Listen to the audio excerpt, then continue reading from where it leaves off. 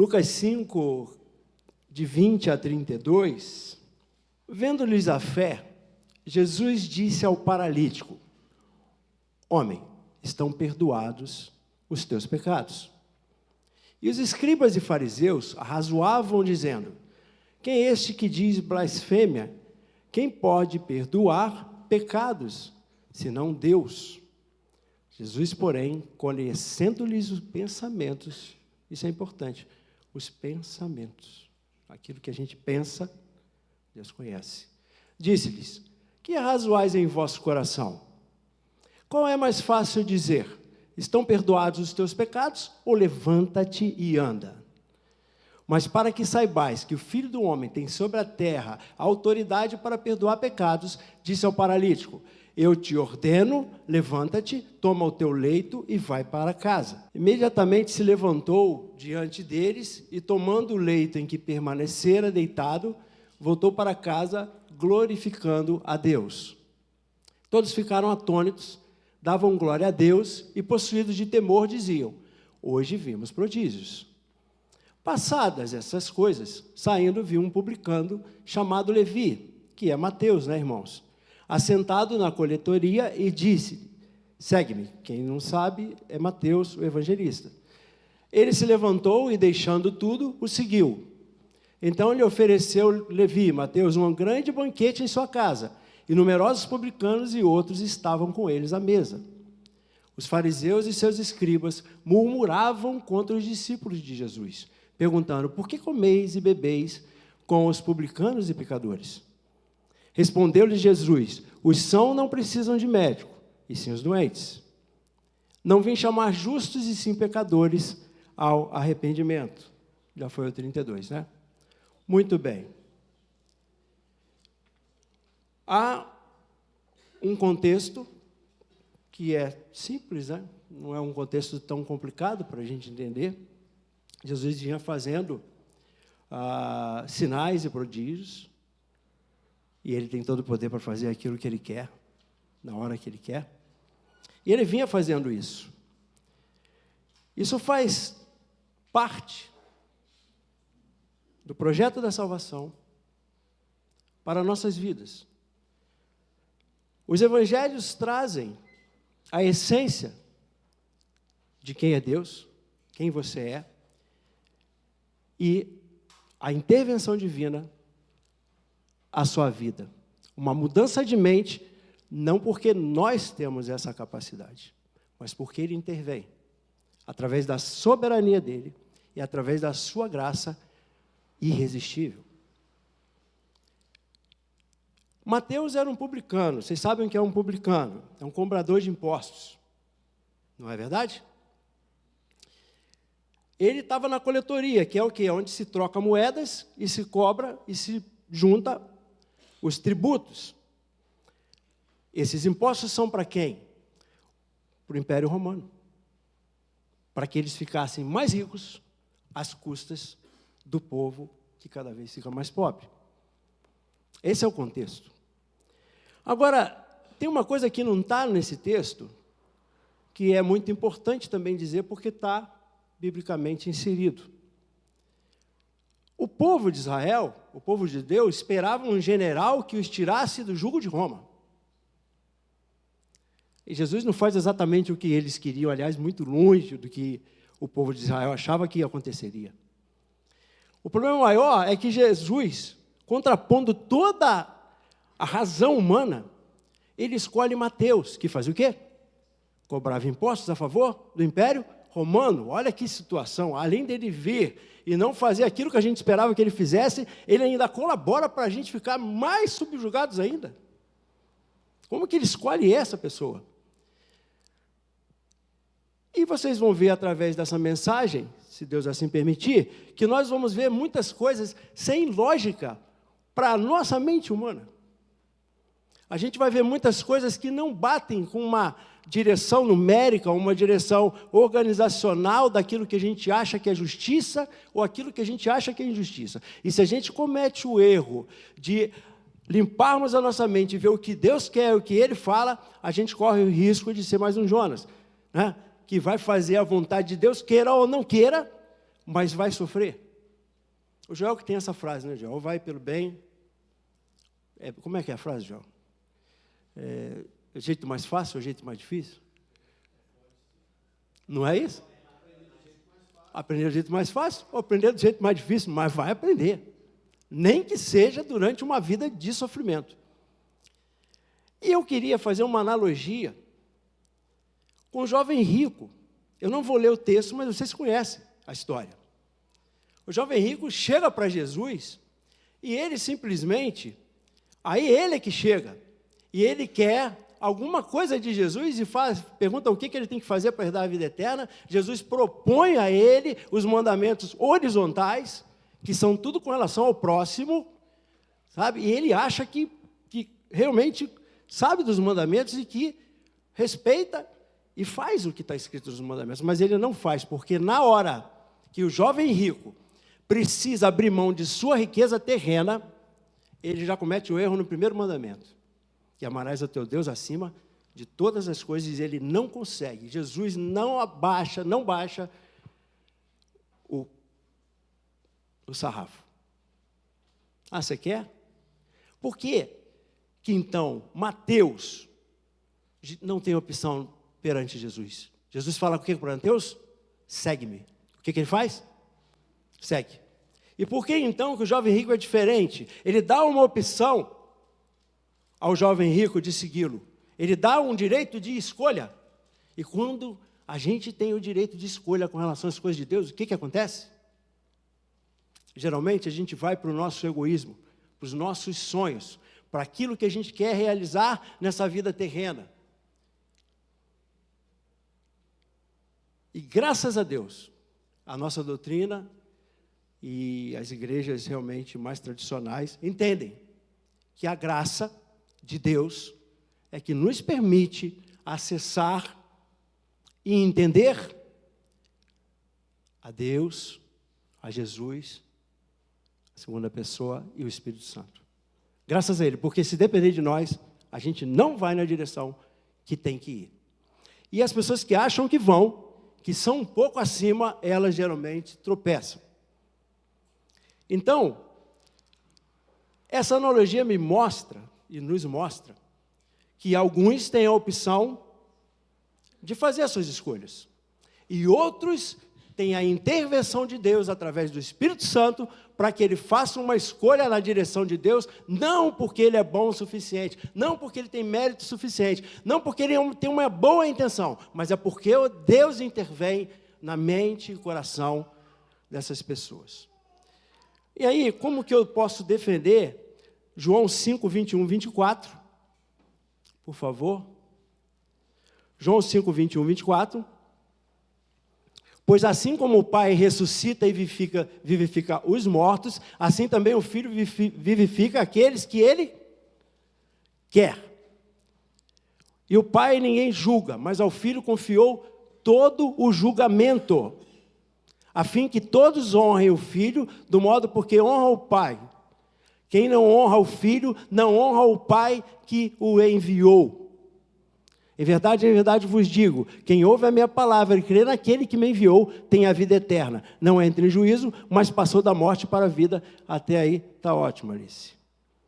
Então, o próprio Jesus coloca aquilo que nós estamos falando. É uma intervenção de Deus e Jesus Cristo concede a vida. Ele tem essa atribuição a quem Ele quer. João 6, 37 a 39, você vê a conexão muito grande de Jesus com Deus, com o Pai. Ele sempre cita essa conexão e mostra o quanto anda junto essas questões. Todo aquele que o Pai me dá, esse virá a mim, e o que vem a mim, de modo algum, nenhum o lançarei fora. Quem dá? O Pai. Continuando um pouquinho. Porque eu desci do céu, não para fazer a minha própria vontade, e sim a vontade daquele que me enviou. E para terminar, e a vontade de quem me enviou é esta, que nenhum eu perca de todos os que Ele me deu. Ele quem? Deus? Não é a minha vontade, não é a vontade da igreja, não é. É aquele que Deus escolhe. Pelo contrário, eu o ressuscitarei no último dia. Então, nós podemos levar para onde a gente quiser A palavra de Deus, a gente pode entender do jeito que a gente quiser, mas existe um jeito certo. O jeito certo é, eu preciso me anular e entender o que Deus quer, e tudo vai depender da soberania e a graça dEle. A gente pode fazer uma pequena reflexão e já entender de forma talvez mais prática. Você nasceu, está aqui nesse culto hoje. Quando que você nasceu? Na mesma época que eu, né? Que família que você nasceu? Não foi na minha. Você tem outra família de sangue. Que sexo que você tem? Qual a cor da sua pele? Qual a situação em que você nasceu? Que situação econômica do país ou de alguma coisa? E aí eu posso te perguntar, quantos por cento de tudo que isso aconteceu tem a sua intervenção ou tem a sua vontade? 10% é seu e 90% é por conta de Deus, 50% é pela sua intervenção, suas escolhas, e 50% de Deus? Ou quem pode me dar outro número que não seja esse? Quanto a gente tem de percentual em todas essas escolhas no nosso nascimento? Vocês concordam comigo que é 0 da gente e 100% de Deus? Então já começa por aí. A própria vida, né, que a gente tem, aonde a gente nasce, em que família a gente nasce, se a gente é adotado ou é filho biológico, se não é, não são escolhas nossas. Então é bom que a gente aprenda que a melhor escolha é a de Deus. O melhor caminho a seguir é o caminho que Deus nos ensina a seguir. Mesmo que a gente não concorde. Mesmo que a gente, se tivesse a opção de opinar com relação a todo o projeto de Deus, a gente opinaria de outra forma. Mas é bom que você não teme. É bom que você não vá por outro caminho assim, a não ser aquele que Deus indica. A psicologia positiva, ela tem uma coisa bem legal para quem quer melhorar um pouquinho nessa vida terrena. E ela diz que 50% de tudo que a gente pode fazer ou faz é genético. Então, 50% de tudo que eu posso ser e fazer, segundo a psicologia positiva, é genético. Então, se eu nasço com propensão a ter um câncer, se eu vou ficar magro ou muito pesado durante a vida, se eu vou ser alto ou vou ser baixo, né? Se eu tenho algumas questões de personalidade ou não e tal, isso é genético. Eu não posso fazer nada com relação a isso. Eu quero jogar basquete, mas eu tenho 1,20 m, não vai dar certo. Talvez. Não é? Então, eu não escolho essas questões. E a psicologia positiva diz que 40% são minhas escolhas, são as minhas capacitações, que eu posso mudar, sim, dessa forma, alguma coisa. E até totalmente. E circunstâncias são só 10%. Então, se eu nasci aqui, eu nasci na França, na Europa, em outro lugar, 10% só. O problema é que, quando eu confronto esse método, que é um bom método, sim, para você, na sua profissão, na sua carreira, é um bom método para você avaliar, mas quando eu confronto isso com o método de Deus, não tem nada a ver. Por quê? Porque a genética é o que nossa genética? Depravação total do homem. Então, aquela história de 50% é genética, a genética é ruim. Espiritualmente, a genética é ruim. E se eu for para as escolhas são mais ou menos o do jovem rico. Mais ou menos a de Jonas. E de todos que uma hora tropeçaram, mais cedo ou mais tarde. A Bíblia não esconde nada. As nossas escolhas não são tão boas. E as circunstâncias estão 100% na mão de Deus. Então, toda a metodologia da psicologia positiva, ela já morre aqui, e eu tenho que entender qual é o método de Deus. Dito isso, eu quero falar com os irmãos sobre uma coisa muito difícil de entender. E vocês podem ver, pelos grupos de discussão, políticas e tudo mais, você vê que a própria igreja não está entendendo bem o que está acontecendo. Porque achar que alguém vai ser muito bom para resolver algum problema, o outro é muito ruim, é entender que o homem tem escolha e não existe a sabedoria de Deus. E que todas as coisas não estão na mão de Deus. Estão ou não estão? Segundo o que acreditamos, estão. Então eu tenho que parar com essas minhas vontades, essas minhas digamos assim, crenças que existem, porque a grande verdade é que Deus é soberano para fazer aquilo que Ele quer. E esse Deus é a esse Deus que nós servimos. Então, as nossas ações e tudo mais, de todo o governo, de tudo que a igreja faz, estão debaixo do controle de Deus. Tudo está no controle de Deus. E quando eu resolvo discutir isso, é uma discussão vazia, sem nenhum propósito para eu me aproximar de Deus. Jó 4:2, Jó vinha, pode colocar por favor, Alice, Jó vinha com uma situação muito complicada. Mas quando você lê Jó até o final, você entende que tudo isso foi bom para Jó. Mas como assim? Tem alguma chance de perder os filhos e perder tudo para poder cumprir uma vontade de Deus? 43:13. Jó. Não, desculpa, 42:2. É 42. Mas está escrito aqui. Jó chega à seguinte conclusão: bem sei que tudo podes, e nenhum de seus planos pode ser o quê? Tudo pode. Você pode acabar com a minha família, você pode acabar com meus animais, você pode fazer tudo, eu descobri isso agora. Você pode fazer tudo, Senhor Deus, você faz tudo. Só pode qualquer coisa. E ele diz mais embaixo que ele conhecia só de ouvir, e agora ele enxerga. A venda foi tirada dos olhos dele. Então, tudo que acontece na nossa vida tem o propósito de Deus. Isaías 43:13. Isaías 43:13. Desde toda a eternidade eu sou. Olha isso aí. Olha o que Deus fala e deixa nos revelar na palavra de Deus. Olha o que Ele diz para a gente. Desde toda a eternidade eu sou, e não há ninguém que possa escapar das minhas mãos. Agindo eu, quem impedirá? Então, quando a gente diz que a Bíblia é um livro de uma história só, é porque existe um desenho. Existe princípio, meio e fim. Existe didática de Deus. Existe um caminho a seguir. E existe um plano da salvação em Jesus Cristo que é perfeito. Isaías 46:10 agora. Vamos ver se vai dessa vez aí. Que desde o princípio, vamos ler juntos? Que desde o princípio anuncio o que há de acontecer, e desde a antiguidade as coisas que ainda não sucederam, que digo: o meu conselho permanecerá de pé, farei toda a minha vontade. Não há como contestar. Deus não é um juiz aí do Tribunal de Contas ou de alguma coisa aqui da terra, não. Que você pode recorrer, contra Deus não tem como recorrer.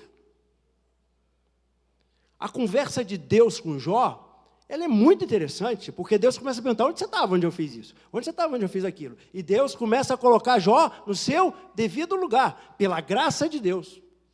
Porque isso é pela graça dele. Como assim? Deus foi lá, olha que privilégio. Deus foi conversar com Jó pessoalmente, para que ele entendesse.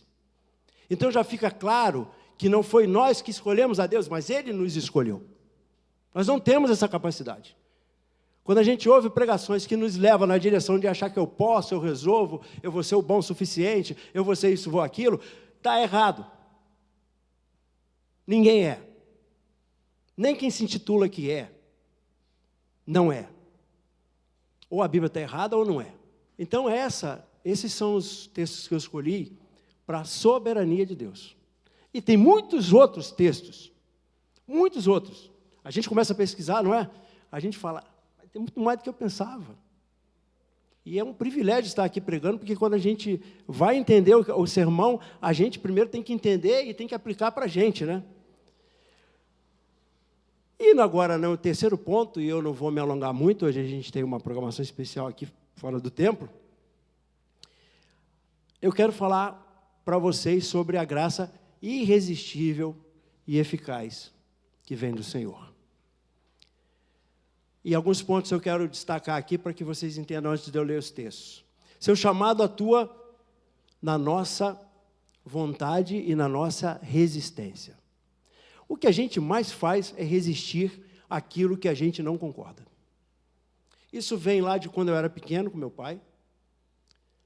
Depois vem quando eu sou jovem na igreja. Ou quando eu caso, a gente tem uma dificuldade muito grande de não resistir a alguma coisa que a gente até sabe que é certa, mas a gente quer colocar a nossa vontade. Isso é muito comum. Então, o chamado de Deus, ele atua na nossa vontade e na nossa resistência. É por isso que a gente muda de opinião. E o Espírito Santo sobrepuja a nossa resistência para nos trazer o quê? A vida. A questão não é que Deus está preocupado com o nosso conforto, não é que Deus está preocupado demais que você tenha uma vida de rei, ou tenha tudo que você quer. Não é isso. Não é essa a preocupação de Deus, eu não encontro nada na palavra que diga que é isso. Não é. Nunca foi. Mas é a nossa resistência, Ele quebra para nos trazer vida, e vida eterna. Essa é a questão. Respondemos positivamente à obra redentora quando? Quando somos alcançados pelo Deus soberano, pelo seu amor e a graça irresistível de Deus. Filipenses 2,13. Porque é Deus quem produz em vós, tanto o querer como o realizar. É Deus que produz em vós, tanto o querer como o realizar. Então o querer vem dele também? Vem. Segundo a sua boa vontade. Então, a gente toma a decisão em Jesus Cristo, e ser membro aqui da igreja e confessar a nossa fé aqui na frente, mas é Ele quem realiza isso em nós. É uma obra dele, é a obra redentora dele, não é a obra da igreja. E para a gente hoje, a gente tem algumas vantagens que os discípulos não tinham. A gente já conhece o fim ali na ressurreição e tudo mais, né? Eles não, eles viveram uma vida, eles não sabiam se aquilo lá ia dar bem certo, como Jesus vinha falando para eles, não. E Jesus foi falando, e as coisas foram acontecendo, os sinais foram vindo, e quando ele chega e ressuscita, aí sim, a gente já sabe disso tudo. A gente já sabe disso tudo. Por outro lado, às vezes esses fariseus aqui, como assim? Quem é esse que salva a alma, que perdoa o pecado? Daqui a pouco ele faz o sinal, e a pessoa continua resistindo. Por que resiste? Por quê? Por que Faraó resistiu a Deus? Será que ele queria mesmo aquele monte de praga lá no povo? Ele ser pressionado o tempo todo por aquilo? Vocês acham mesmo que o cara é tão burro assim? Claro que não. Porque tanto querer como realizar é uma obra de Deus. E, no nosso caso, uma obra do Espírito Santo, das pessoas de Deus. Romanos 8, 29 e 30. Por favor, Alice. Porquanto aos que de antemão conheceu, também o predestinou para serem conformes à imagem de seu Filho, a fim de que ele seja o primogênito entre muitos irmãos. E ao que predestinou, a esses também chamou. Olha como é que a obra é completa. Existe um chamado. E aos que ele chamou, a esses também justificou. E aos que ele justificou, a esses também glorificou. Então a grande verdade é que ele nos predestinou, ele nos chamou, ele nos justificou e por último ele glorificou. Nada nem ninguém, a não ser Deus, pode fazer isso. Gálatas 1, de 15 a 16, estou lendo a minha versão aqui, vocês podem ir lendo ali, ou na palavra, ou na Bíblia de vocês. Quando Deus, porém, que desde o ventre da minha mãe me separou e me chamou pela sua graça, se agradou em revelar seu Filho em mim, para que eu pregasse entre os gentios. Daí eu não consultei ninguém, fui lá e fiz. Quem é que está dizendo isso?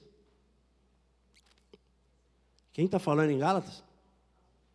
Paulo. Olha só a visão de Paulo. Vê se isso podia ser uma visão só dele. Claro que não, mas tem a intervenção de Deus direta na vida dele, para que ele entendesse a obra por completo.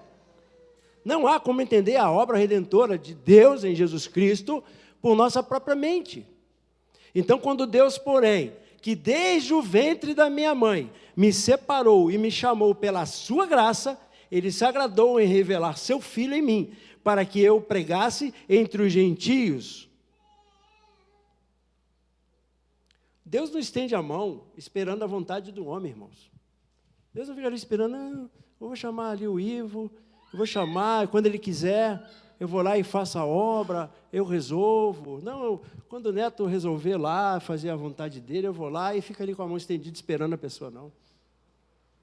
Não é assim que funciona. Não é assim que funciona. Porque a sua atuação ela é sobrenatural. Não é uma ação natural, é uma ação sobrenatural. E sobrenatural é mais ou menos como ver o filme de Super-Homem. Que ele pega lá um ônibus cheio de gente, voa para lá e volta para cá, e aqueles, como é que chama aquele negócio que matava ele lá, o Super-Homem? Kryptonita vem, e aí deixa... Não é, sabe? O sobrenatural é coisas que a gente não consegue fazer como homem, como mulher. Entende? Então Deus não fica estendendo ali, esperando a vontade e a hora e a condição, é Ele quem diz, é Ele quem faz. Ou como é que ele foi? Como é que aconteceu lá em Gênesis para ele fazer? Haja, e haja, e haja, e haja, e haja, e a coisa acontece. Ninguém resiste a Deus. Ninguém pode resistir a Deus. Ninguém resiste ao nascimento quando o espermatozoide se encontra com o óvulo. Ninguém resiste ao nascimento. Você não sabe, você quer nascer? Como assim? Eu já estou nascido. Pode perguntar se eu quero viver, mas nascer é outra questão. Ezequiel 36, 26, 27, nosso último texto de hoje. Porei o meu espírito dentro de vós, e farei com que andeis nos meus estatutos. Quando é que a gente anda nos estatutos de Deus? Quando Ele põe o espírito dele em nós. Dá para cumprir sem isso? Não dá. Segundo a palavra de Deus, não dá. E obedecereis aos meus mandamentos e os praticareis quando o Espírito de Deus vem entre nós. Isso é uma coisa espiritual, é uma coisa sobrenatural. Não é uma coisa que a gente pode arquitetar, porque é demais para qualquer um de nós. É demais para a gente. Não é assim o chamado de Deus. Então, não somente a soberania de Deus, que já é demais, e a nossa insuficiência, que a gente sabe, mas também a graça irresistível de Deus em nossas vidas. Isso que completa a obra, que é uma obra grande, uma obra perfeita de Deus, para que você fosse salvo de você mesmo e herdasse a vida eterna. Algumas aplicações bem simples para a gente, porque eu fiquei pensando, como que a gente aplica alguma coisa numa situação dessa? Se eu preciso da graça irresistível de Deus, se eu tenho que aceitar a soberania de Deus, se eu tenho que aceitar tudo isso, como é que a gente aplica isso para os irmãos? Primeiro, uma coisa só que a gente tem que fazer, reconhecer. Reconhecer. Mas reconhecer 3 pontos aqui. Reconhecer a soberania de Deus. Reconhecer a soberania de Deus. Você tem que ler a palavra, entender a soberania dele, respeitar isso. E entender que nós não temos condição de discutir com Deus. Sabe? Jó que perdeu tudo, com uma autorização dele. Ele foi lá e conversou com Jó. Ele pode fazer isso com você? Pode. Que horas? A hora que ele quiser. E se quiser. Lembra quando Moisés estava lá e Deus falou que não queria mais saber daquele povo? Não vou andar mais com... Primeiro era o meu povo. Depois não, aquele povo. Deus já estava meio irado com aquela turma lá. E aí vem Moisés, começa a conversar com ele e tal, e vai descendo, você vai ler lá o seguinte, ó, eu vou ter misericórdia de quem eu quiser ter misericórdia. E eu não vou ter misericórdia de quem eu não quiser. Então você não vai decidir nada. Quem vai decidir sou eu.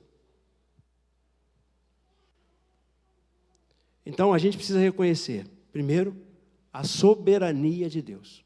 Reconheça a soberania de Deus. Não tem essa história, nasci numa família assim, eu sou muito baixo, eu sou isso, eu sou aquilo. Não tem essa história. Porque então você está falando com relação à soberania de Deus, porque Ele é quem decide isso, não é você.